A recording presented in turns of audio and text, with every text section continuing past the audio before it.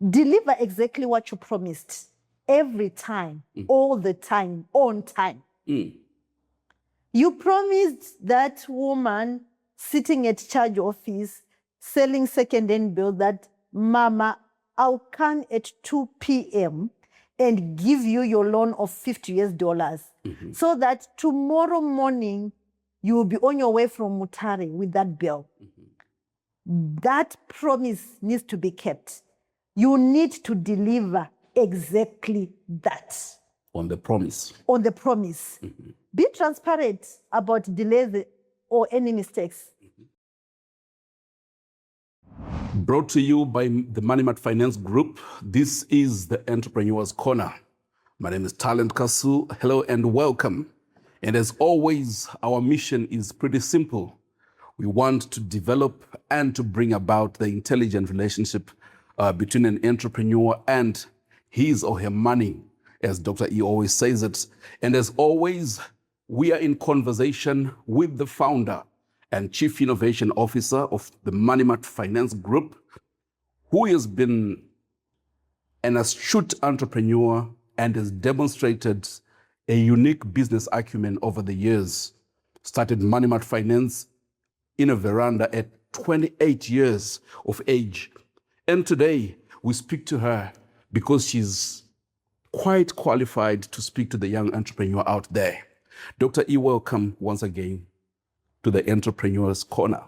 Thank you, Talent. It's always a pleasure to be in this corner. And I understand it deeply. Being an entrepreneur, you're always in a corner. Believe me, you. Indeed. And we are here to make sure that that corner can be lived comfortably. And it is always a pleasure to be talking to our entrepreneurs. Thank you so much, Doc. Maybe to just get started. Today we don't have too many questions for her. We just want to learn from her the journey that she has traveled, how she schedules her day, how she lives her life as an entrepreneur. And Doc, maybe the entrepreneurs out there would want to know, did you have any connections growing up? Did you know someone in high places? Like I always say, Talent, I'm just a girl coming from Nembudzia Gokwe, knowing my sabuk, my village head, my chief, only that. That's all. Came to the city, not knowing anyone of a higher position of influence, but found life and started on my entrepreneurial journey as innocent as that, knocking every relevant door and getting what I wanted to get, because I believe a nation provides for its own citizens, and Zimbabwe does exactly like that. That's perfect. Dr. E, you have lived this life with purpose, and we may need to know, what's your typical day like? How do you wake up? What time do you wake up in the morning, if you ever sleep at all? What time do you wake up and what happens in that morning? Let me start by saying my day does not start when the day starts. My day of the following week starts in the previous week, Talent. So what I do, for me, I've chosen Fridays. I don't want too much pressure on my Fridays. I want a Friday which is like, it's a Friday after all. So for me, I've chosen a Friday. But an entrepreneur can choose any day that they see, this is a relaxed day. I can sit in my own corner. I can think. I can relax. I can start thinking deeply about not only my business, about myself as a whole. So it starts on a Friday, getting into the following week. So on that particular Friday, I sit down alone. Now I can afford to go to a restaurant. Now I can afford to go to a restaurant, but it did not start like that. Now I can, Previously, when I could not afford to go to a restaurant, I would just go in my quiet corner. It's still okay. It's fine. You're an entrepreneur. You're growing. You're going to get there. Now I can afford to go to a restaurant with my notebook, alone, not with anyone. Yes. I sit down. I plan for my following week. So I put goals in every week of my life on every Friday. Yes. I start with my financial and career goals. Where am I? How did I fare last week? What are the goals that did not go through? Where did I get it wrong? So anything that brings money in my life, financial and career, that improves me, my studies. Yes. How am I faring? I then go to my family and home. How am I faring with my kids, with my husband? What has happened between me and Ken? Is Ken happy? How am I just judging myself? Am I being that wife? Huh? Is Ken happy? Is it okay? Or I look at my kids. Is the mother available? Am I a mom in the home? What should I improve in this week? What were the concerns of my kids in the previous week? How can I improve on those concerns? Did I do well? I go to my spiritual. How am I faring my relationship with God? I'm one person in our home every day, Sunday to Monday, 7:30 p.m. We sit together as a family. We discuss our Bible schedules, whatever we have planned. Who is leading? The 9-year-old, the 13-year-old, the 2-year-old. She's now in the group. Now in the mix. Okay. She's now in the mix. So I look at it. So for this week, what are we going to do from 7:30 to 8:30 as a family during our prayer hour? Right? I look at, I also plan for that, because if I don't plan, the relationship does not just really flow. So we plan every Sunday to Sunday in our home, in Kenny's home. 7:30 we gather. Then it tells me, Talent, when I'm in the office and it's 7 p.m., yes, I need to drop anything and everything. it's time to go home. It's time to go home. If in any case, Yes. 7 years clocked whilst I'm still in the office, I can't miss the 7:30 p.m. with the family and with the kids. That's how I take control. I go to my physical and health. What am I doing about it? I need to be alive. I can't be a dead entrepreneur. You need to stay healthy and alive. Healthy and alive. Yes. So I put my schedules to my 1 hour. I'm usually in the gym 5 a.m. to 6 a.m. Okay. What else should I do for my physical and health? What am I eating this week? How can I balance it out? You know, how do I reduce those bad habits of my eating? It's all encompassing on my physical and health. I also look at my social and cultural. Look, I'm married to a family where Ken has 9, 10 sisters. Okay. 10 aunties. That's a lot. Okay. And this is family. I'm also coming from a family where I have over 20 siblings. Who needs my attention? So I also check which ones am I calling this week? Which ones am I talking to? I've been so bad, especially in my relationships with my in-laws, if I can be honest about it. But when I realized this is not even healthy and I'm not living a balanced life as an entrepreneur, I've started to be so deliberate about it. Now I become so deliberate. I check on who have I not talked to for a long time. Can I just be on the call? I've just been checking on you. You know, it's just a call. It's a minute or two, but it improves my relationships with my close friends, with my childhood friends, you know, especially childhood friends, because, you know, when you're growing up together and you now have become a Dr. Ethel, you tend to forget those who grew up cheering you every time. Yes. And because life has not been on the same spectrum, I should not forget those. In fact, those are the true friends that I have. So I also check on my childhood friends. I check on their crops, those from Gokwe. How are the crops doing? How is the family? So this is my balanced life. So when I get to wake up on a Monday, already my week is very planned. It's a no-brainer, 5 a.m. Hit the gym. I'm hitting the gym. This hour, these are the things that concerns my financial and career. It's 7:30 p.m. in the same day. I need to be with family. It's our prayer time with the family, and I need to be doing the activities. So as an entrepreneur, when you have planned like that, you will not really miss on things that are very important in your life. At the same time, taking care of your financial backbone, because you're an entrepreneur, you're in for the money anyway. You did.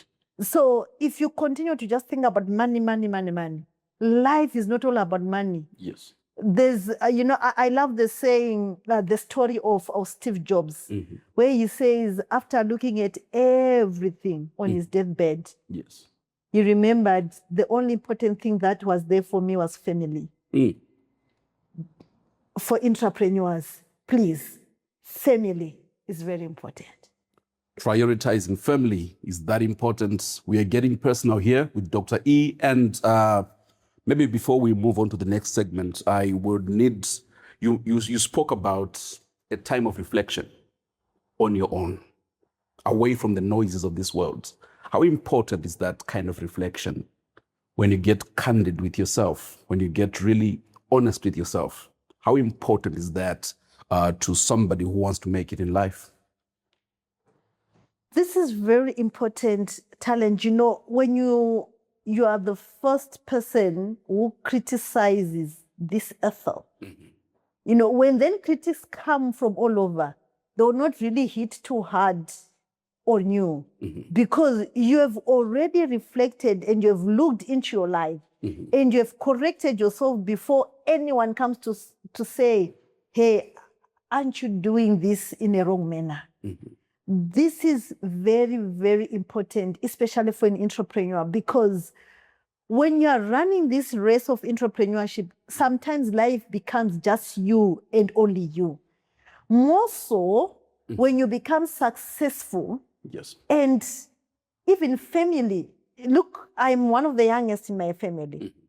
And my older brothers and sisters, to this day, they also look upon me to say, oh, so what's Doc saying? Even at home now, everyone is now calling me Doc. Yes, yes. So sometimes they might wait to hear the decision that Doc is saying. So if you don't have that time of reflection, you might think too highly of yourself, forgetting you're the youngest, forgetting that you need to consult to that elder brother, say, yes, I'm thinking like this, but I want to hear. You are the eldest here. What do you think of this matter that has gone through the family? All of a sudden, when you become so big, people then will shy away in telling you, but this behavior, I don't think it's okay. Yes. But when you give yourself time for reflections, even when people are not telling you, you alone, you'll be able to sit down and say, I think I've done wrong. And you can be so very humble to go back to family and say, guys, I'm so sorry. Not only family, entrepreneurs, even your team itself. Do you know you can be so a boss where everyone, the team is seeing everything is wrong, only you. Yes. But because you've just become this big boss who doesn't reflect and understand what Talent is going through, or the next person I'm talking to, my employee is going through, you then just bumping into everyone and they will not be able to talk to you. So when you come to those times of reflection, you would then plan this week, I don't think Talent was okay.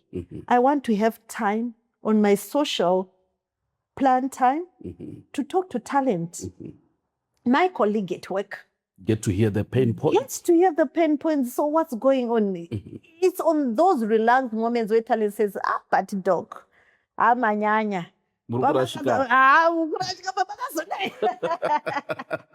So it's very important to reflect as an entrepreneur. Thank you so much, Doc. It is still the Entrepreneur's Corner. We will take a short breather. And when we come back, we'll be looking at the 5 rules from Dr. Ethel that will set you up for success and growth. This is Mr. Marasha. Today, he found himself stuck on the side of the road with a flat tire and no money on him to replace it. But with MoneyMart Finance, this is no longer a crisis. Mr. Marasha can walk into any Tigerbull and Tire branch in the country, choose the tires he needs, and get assisted instantly with zero deposit required. He then simply pays later through flexible installments of up to 6 months with MoneyMart Finance. No cash upfront, no delays, just a smart, convenient solution that keeps him moving. MoneyMart Finance and Tigerbull and Tire is helping Mr. Marasha and every driver stay on the road with ease. Welcome back. It is the Entrepreneur's Corner. We are sitting down with Dr. Ethel Mupambwa, the founder and chief innovation officer, and we're getting personal today just to understand the story behind the entrepreneur. And now, Doc, we need to get down to the 5 rules that will set an entrepreneur out there for success and that will get them going and keep them going like you're doing. So let's go. Rule number 1. Excellent challenge. That's very excellent. And, I don't want to put them as rules. I want to share with entrepreneurs my own journey, what I discovered as I was walking, and what I believe there were outstanding things that made me to be where I am today. Number 1, Yes. I would say build trust faster than you build profits as an entrepreneur. What am I saying? In the early stages of your journey as an entrepreneur, your reputation is your strongest currency. You acknowledge talent when you go to a certain place and you discover I'm known. Will you not proudly tell people that I spend the whole day with you? Indeed. You see, so that reputation is your strongest currency. So to young entrepreneurs who are building businesses, don't try to focus on margins first. I want you to be able, especially, the type of economy that we are living in Zimbabwe. It's a community-driven economy. Yes. Yes, we can advertise, but I don't think an entrepreneur is expecting their product and services to be bought by someone in South Africa right now while sitting in Zimbabwe. This product, this service has to be tested home first. Charity begins at home. Indeed. You see, so that trust converts into trust businesses faster than any marketing budget that you can ever set. So as a young entrepreneur, what this looks like, especially when I'm getting into business operationally, deliver exactly what you promised every time, all the time, on time. You promised that woman sitting at charge office selling second-hand bill that, Mama, I'll come at 2 p.m. and give you your loan of $50 so that tomorrow morning you will be on your way from Mutare with that bill. That promise needs to be kept. You need to deliver exactly that. On the promise. On the promise. Be transparent about delays or any mistakes. I'm there in my Cranbourne home. Yes. I now have a baby. I've promised this woman a charge office $50 at 2 p.m., right? Yes. My baby is sick. It's already 12:30. And I'm seeing I can no longer meet the 2 p.m. promise. I can't just leave my baby. Look, I need to take care of. The baby is not feeling well. Yes. Why don't I get hold of the phone? Mama, I'm so sorry. My baby is not feeling well. I don't think I'll make it at 2. Maybe give me up to 4 p.m. I'm looking for assistance A, B, C, D. Maybe between 3 and 4. I'm not so sure, depending on how this sickness is going. But I'll continue to be updating you. Build trust. Yes. Everyone, anyone, even a small kid, look at how happy they become if you fulfill your promise and you are transparent. I always discourage, especially we women, when we have toddlers in our homes. So often when they do something mischievous, we say, "Hona mapurisa, mapurisa ari kuuya." No, let's be transparent. Dear Grati, you can't be on top of the table. It's dangerous. When you fall, let's be truthful. That's where truthfulness starts instilling even in our kids. Let's not be lying to them. They learn from us and they'll continue to be truthful even when they're adults, when they are running their own enterprises. We are raising future entrepreneurs for the next generation. Keep records and agreements clear. On this rule, keep records and agreements clear. Let's agree with your client. When you tell your client, I'm bringing a blue dress, repeat again. Confirm we have agreed on a blue dress. Let them agree and you lock the agreement. So that when you go with the blue dress and they say, no, I said a red dress, say, but here's the agreement. I asked you, don't make agreements over the phone. These days we have WhatsApp. Yes. When you have a conversation over the phone, follow up with a WhatsApp message. Confirm we have agreed A, B, C, D, E. When you are now advanced, you are now using emails. A meeting over the phone, whatever, follow up with an email. Following up our telephone conversation 5 minutes ago, we have agreed A, B, C, D, E. Yes. Keep those records and agreements clear. Yes. Treat small customers like big customers. Wow.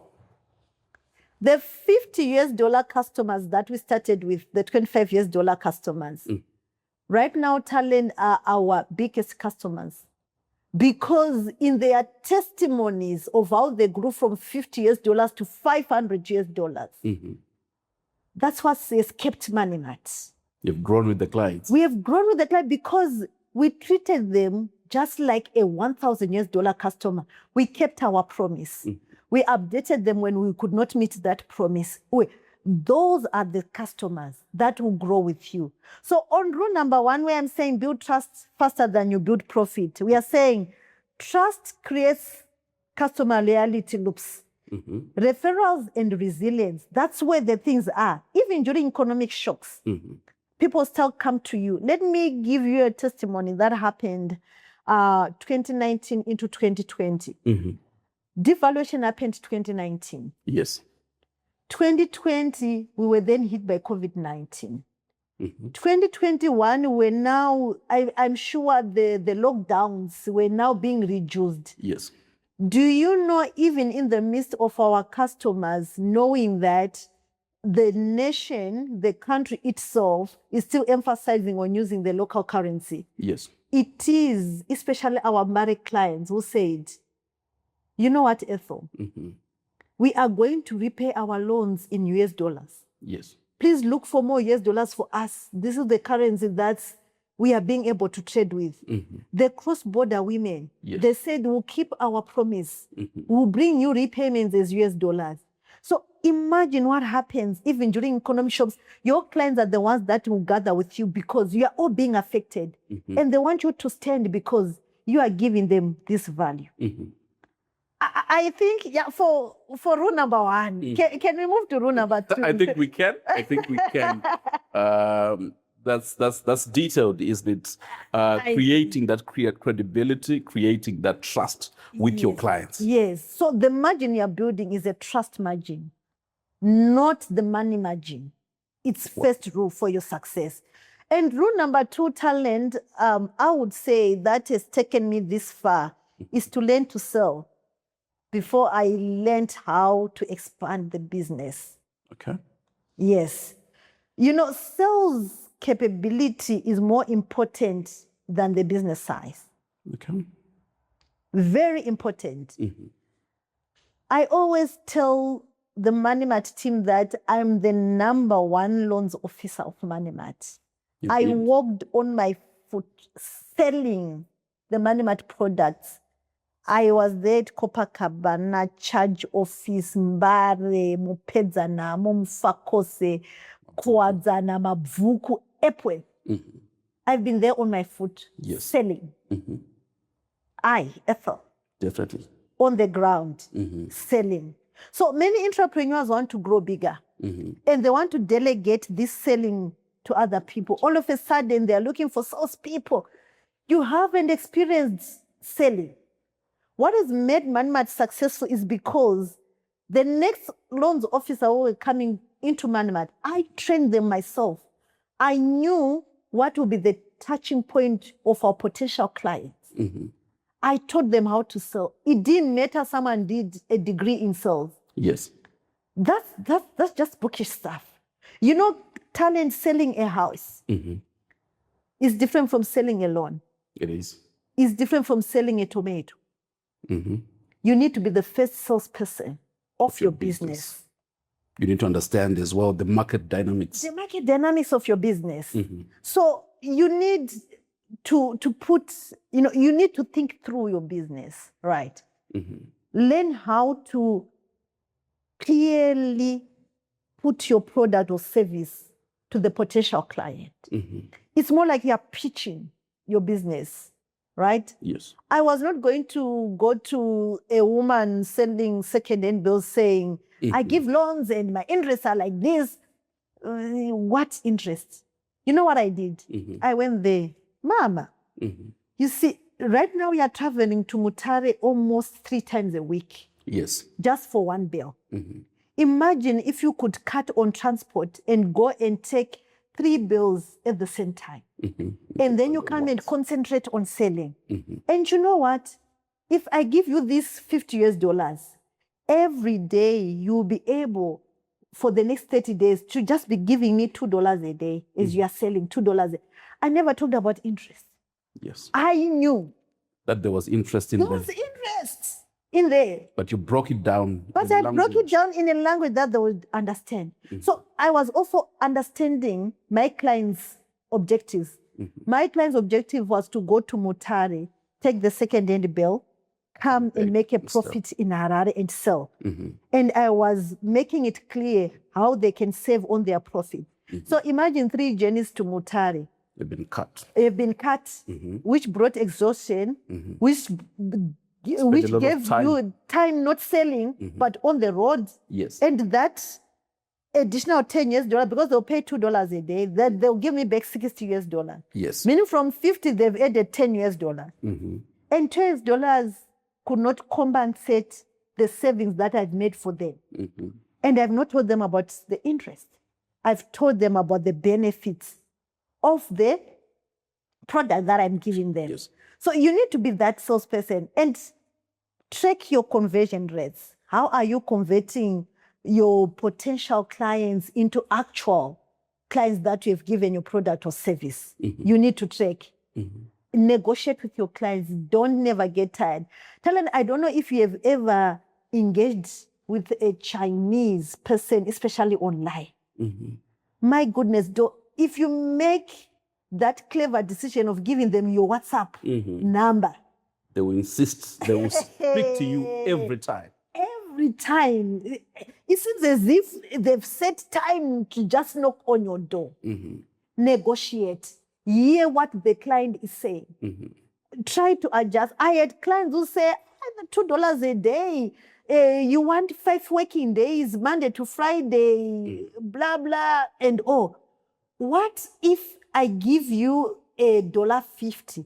Then you also then come on a Saturday and a Sunday for me to compensate for the difference. The difference. I would accept. I would negotiate and say, look, this can be done. So as an entrepreneur, you need to understand sales deeply because sales builds the business and you can generate predictable revenue, not just random income. You can tell now I've got 50 clients.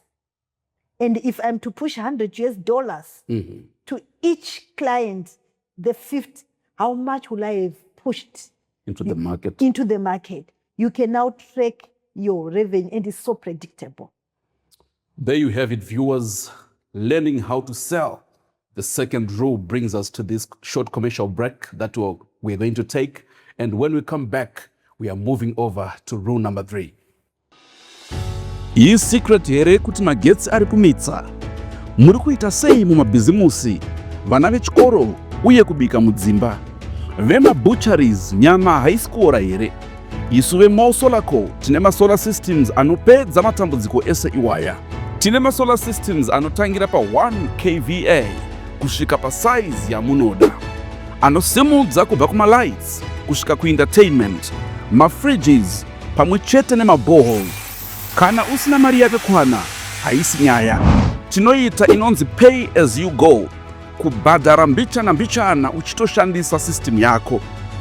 Kuti ubatsirike, bata vesales team yedu. Desire pa 0787 831 578. Kana kubata Aubrey pa 0771 216 155. Amula pa 0779 234 125. KuMosolako tinoti renewable energy, changing lives. Welcome back. It is the Entrepreneur's Corner. We are sitting down with Dr. Ethel Mupambwa, the founder and chief innovation officer. What is rule number 3?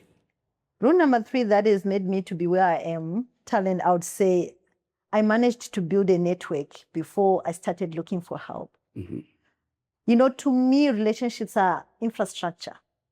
What do I mean by infrastructure? It's the road network. You know, you are a farmer in Mutoko. Yes. Imagine if there was no road to get to Harare, to the market. Yes. It was just going to be one of those.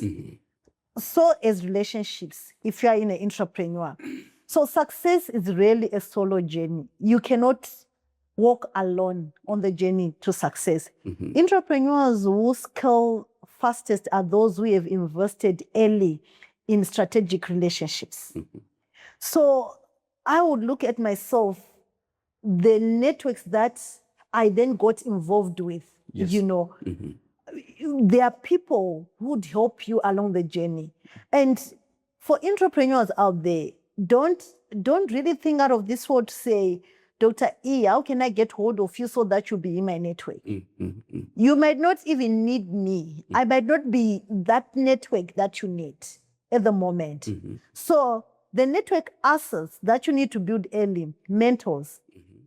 Talent, I talk about mentorship passionately. Indeed. I think we need to come back to the show on the issue of being a mentee and a mentor, and how do we look for that person who will call, this is my mentor, and what it comes with. Yes. Right. Suppliers, it's your network asset. Yes. You need that relationship. You need that infrastructure with your suppliers. I talked about customers the last time, that a customer is your first investor because it's the person who is bringing you that money at the end of the day. Fellow entrepreneurs, don't look in your industry and just seeing competitors. Everyone is a competitor. You know, it doesn't work like that. You know, I tell you the number of friends, close friends that I have in this microfinance industry, you'll be shocked. I've a lot that I knock at their door. Say, come on, what are you doing in this regulation? How are you reacting to this that's getting into the market? So I want entrepreneurs to have strong networks. Reduce friction. You don't need it. Build those strong networks, unlock those opportunities that you need, and create those collaborative, you know, growth pathways for yourself. That's for me rule number 3. We said relationships are infrastructure. Indeed. They are infrastructure. You need them. Get you there. They will get you there. Rule number 4, that has taken me where I am. I started small. I've been telling and talking about starting small. Yes. But thinking big structurally, you know. No, young entrepreneurs often underestimate how important structure is, you know, even at small scale. Yes. Imagine as I was saving those $25 loans, I had an advisory board. It was not yet a board of directors, so as to say, but advisory board, yes, chinu changu. But I've got people that I run to say, guys, what do you think? Yes. Is this okay? What are your thoughts? I could take in advices. I was already putting structures in the business. So even micro businesses should be built with that long, architectural in mind to say, if I wake up big, what are the pillars that are going to hold my business? Yes. I want entrepreneurs out there to create that simple standard operating procedure. I think it has taken me where I am today. It's a success factor. When you build from day one with that mindset to say, I'm not going to stay this small. What are the big people doing? Yes, I cannot afford. Look, let me go back to this issue of board of advisors. I went to people whom I knew have sat in big organizations, and I was open to them. These are also relationships. If I called you, I might not have even money to give you for fuel to come for help. But would you please just help me? Just help me. You'll be shocked. People out there, willing to help. willing to help. And to the fifth, we are saying, protect your energy. Protect your energy like it is capital. The way that you safeguard your capital. You see the way that I'm so energetic. It just doesn't come. Yes. I'm energetic to the things that matter. Not just energetic anyhow. Anything, yes. Your physical and mental energy is a strategic resource. Talent, I remember there's a time when I was now just becoming a sickling person. I would wake into long nights, not getting enough rest, walking long distances. It was, you get to that, the body itself will tell you to stop. Yes. The next thing, I found myself admitted in a hospital. I could not even remember how I got there. You're an entrepreneur. The business needs you. Yes. With that energy. So when we are making these conversations with entrepreneurs, the focus should not just be on money. Energy management is what determines sustainability. Imagine the time that I think I was given bed rest for 3 days. Okay. I had not got to that stage where I had someone who was helping me even with the collecting of my repayment. So nobody was attending to the business. Nobody was attending to the business. Came back with bad loans, others now giving excuses. Where were you? I had kept your money. I had not kept the energy the way that I was keeping the capital. You see, so avoid those burnout cycles. Give yourself a break. This business is going to be there. Remember that thing, that the service, the product that you are giving the nation, people will always need it. And when the taste changes with time, you are also going to innovate to change the taste of your product, of your service, to suit the times. But around the same Around the same. So you're always going to be on demand. So keep the energy. Maintain those discipline, especially in your sleep and your routines. You see, focus on those high impact tasks for you as an entrepreneur. Yes, you could be starting your everything and anything. Give yourself a break. When you say 7 p.m., I'm closing, close 7 p.m. Believe me, you are going to continue to be consistent.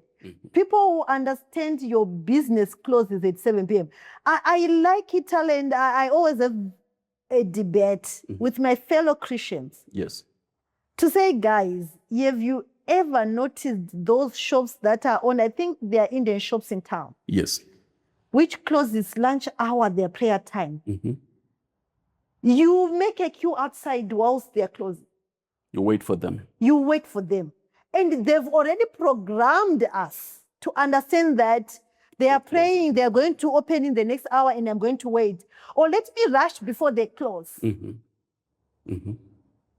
That's their way of doing things. Yes. As an entrepreneur, you also need the same energy to safeguard your energy, to train your clients that you're available this time, and you are taking a break, you are preserving that energy. Because entrepreneurs who manage energy effectively, talent, they sustain longer execution cycles. Yes. They sustain that. And that long execution cycle directly drive business longevity. You know, you will always be in business, healthy, happy, improving. And this issue, especially of taking care of your body and going for exercise, these days, people are saying there's now this phase of marathons. I'm a marathon fan. Please, let's go out there and run. Yes. Try that 2 kilometers, get to 5 kilometers. There's a refreshing that happens. You know, even your mind itself. You start even seeing things that you can change in your business because your mind is refreshed. Is it? So I would say that's a success factor number 5. You need to understand that you need that energy and you need to protect that energy like it is as if the whole capital that you have for that business. Perfect. Preserving your energy for the right things and for the things that matter brings us to the end of today's episode. And please let us know in the comment section if you'd like to hear more of these rules. I know she's got a lot to share with us from her experiences as a businesswoman. So that brings us to the wrap of today's episode. Please stay tuned every Wednesday. We come back to you with the valuable insights as to how you can make it in business, how you can maintain that intelligent relationship between yourself and your business and your finances. That's it for today. Doc, any parting shots that you might want? Definitely. I always say this, talent.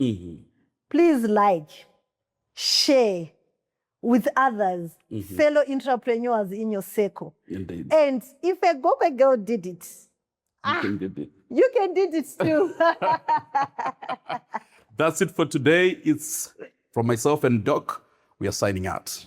Say hello to a smarter, faster way to get instant answers with MoneyMart Finance.